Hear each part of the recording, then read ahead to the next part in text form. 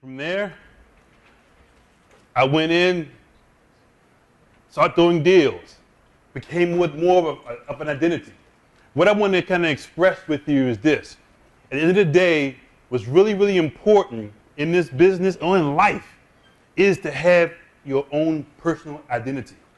A lot of times I'm working with individuals and they don't have a sense of who they are or what it is that they want to do. So many times, you can tell when you do this a lot by the way a person speaks. So many times people will start talking with, I'm gonna try. I hope. This is what I want to do. No, this is what you do. That little word is very different. You try or you will do. There is no try in this business. No one comes into investing and becomes successful because they tried. You become successful because that is the only option that you have.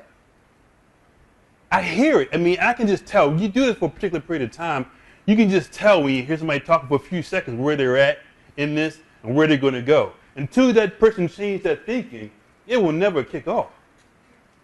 You have to establish your sense of character, your sense of who you are. What I did was I went into the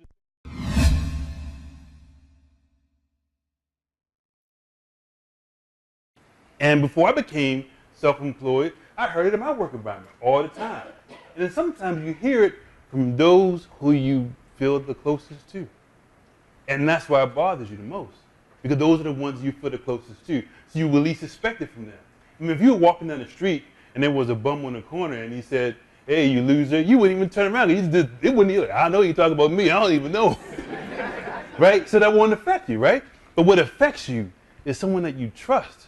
Someone that you're doing this for, and that's when it gets you. I know that, Rick, because I've been through that. I've experienced that. So when I'm sharing with you and how I resonate and do my best to connect is I dig into my experience of a person who had to bring themselves up when all the odds were against you, when you had to believe in yourself. And sometimes you didn't.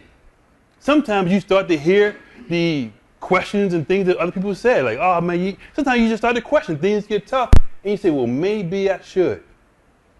After all, because it's only you.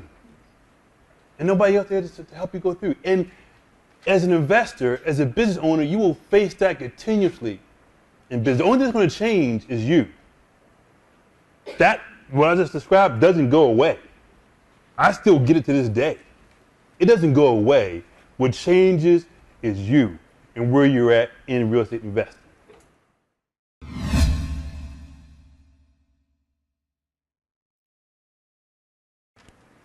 Those who are not, that's why I got it. Because when I was in the workplace and we were having a job, I remember, and I don't forget these situations because they helped me to stay grounded.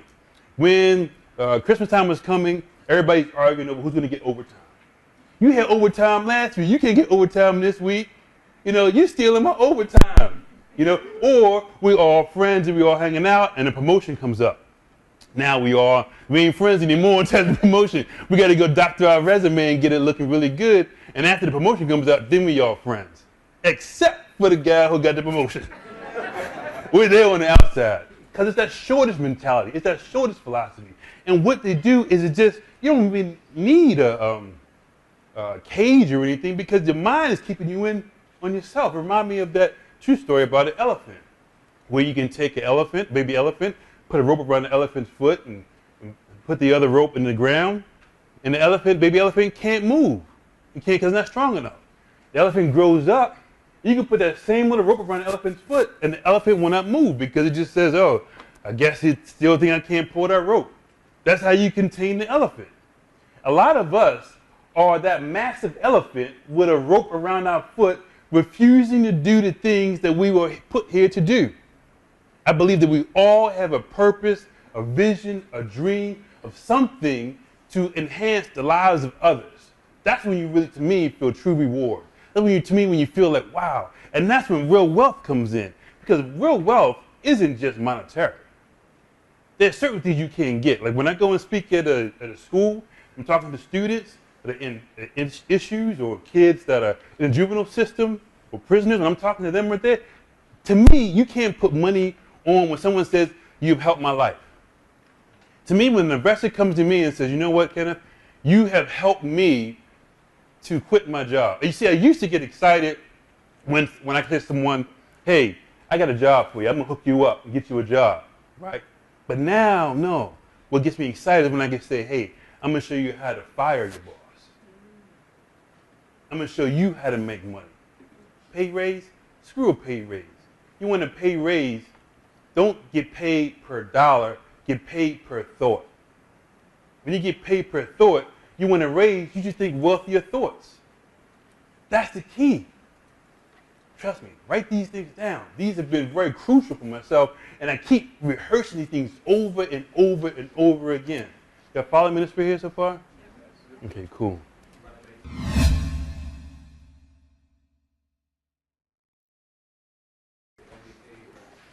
Don't get paid per hour, get paid per thought. That's what you want to strive for. Get paid per thought. Because Bill Gates, Steve Jobs, they didn't finish college. But if you want a job, work for them, do you have to finish college? See, you don't have to have a degree to start a business. You can demand that you have a degree to work for that business because you're getting paid per thought. That's the key. I remember reading one time they said smart students hire, they said C students hire A students. Basically what it boiled down to is those with passion and drive are the ones that end up ruling and achieving what it is they're looking for. Have that passion, have that drive.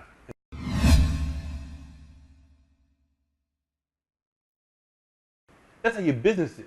As an investor, your goal is to work on your business and not in your business. Okay? Now, if the event happens that you have to work in your business, keep in mind that you are also working, your job is to work yourself out of a job. Your job or your goal is to work yourself out so you can be on top. If you're in there, that's fine. Create policies and procedures and so that you know what to do when to hire somebody later on so that way you can run it. Because the CEO of your company, you can't steer it if you're in the bottom putting coal in the fire. You follow me this right here? Also, good note, business to keep in mind. This is very important. The most important things to you as a business owner will not make any noise at all.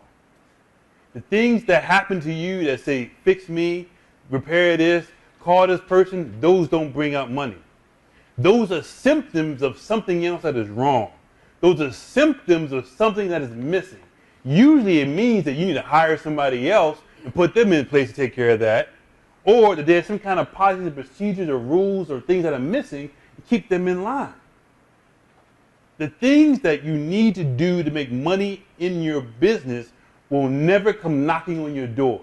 You will never see someone come knocking on your door saying, did you mail that mailing campaign out yet? Like, who are you?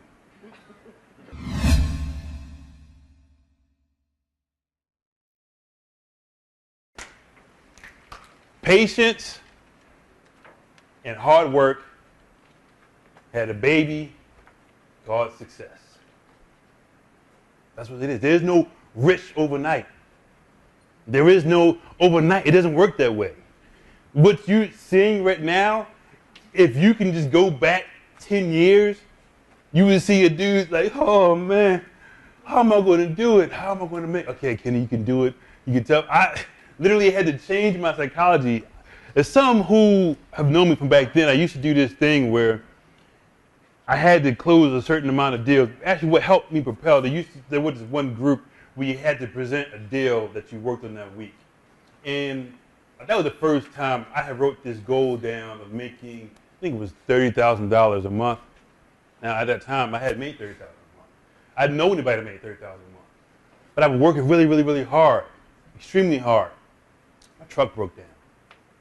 And I was really freaking out because now I was self-employed. And I had to go and get a new car. So I said, okay, Kenny, if you believe in all this positive thinking, you're not going to be scared. You gotta believe it. So I went online and looked up at Denali. I said, okay, cool. I went to the dealer and said, okay, I want this Denali. And he was like, okay, you have a job? I said, yeah. He said, he dialed the owner's number and my cell phone goes off. I'm like, hey, what's going on? I called and speak to the owner. Let me call HR. My cell phone goes off. I'm like, what's going on, man? I'm the owner. All right, we got a joke in here. Okay, all right. Well, what we need to do, you have a pay stub? No. What we need to do is we need to have your bank fax over your last 3 months statements. It wasn't until then that I found out that I had made $100,000 in 3 months. I didn't even know it. I've been working so hard, I could care less. Only thing I was focused on was the task at hand. And when that guy was like, whoa, this is you? Let me look at your license, this is you? He said, man, hey guy, look at this guy right here. What are you, a rapper or something? Like, how do you make this kind of money? I was like, what you talking about? And I looked and I didn't even realize it. At the end of the day, it was what my focus was on. It was what my focus. So believe me, it may seem to you that I'm far away, but I remember these things like it was yesterday.